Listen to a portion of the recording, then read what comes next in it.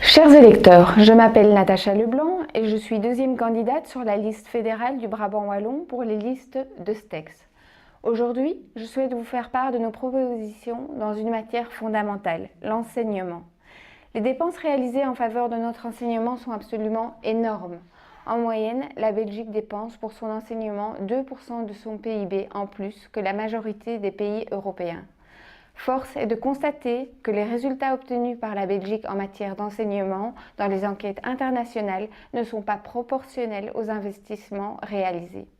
Un constat d'échec global s'impose. La transmission des savoirs fondamentaux n'est plus assurée. Nos élèves ne maîtrisent plus suffisamment le français, ils sortent de l'école avec une connaissance très superficielle du néerlandais et l'enseignement de la géographie et de l'histoire sont en décomposition alors qu'ils fondent nos repères. En Fédération Wallonie-Bruxelles, à 15 ans, un élève sur deux a déjà redoublé. En 5e secondaire, ce pourcentage grimpe à près de 60%.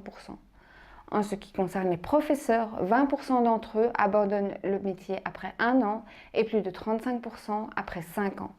Nous formulons donc 3 priorités. La première, c'est de réinstaurer une école de la performance qui met un terme à ce nivellement par le bas qui sévit depuis des décennies en Fédération Wallonie-Bruxelles.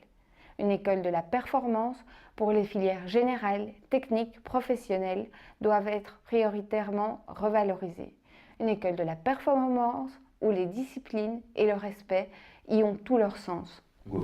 La seconde, c'est de revenir sur le pacte dit d'excellence.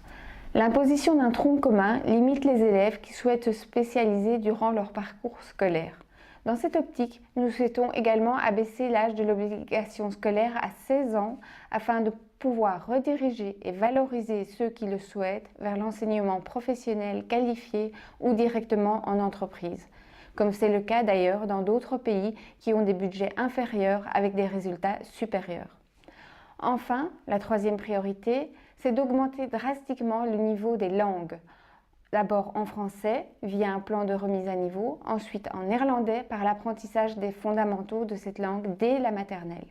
L'apprentissage de l'anglais doit également être davantage soutenu. Si nos propositions vous plaisent, nous comptons sur vous le 26 mai. Je vous souhaite une excellente fin de journée.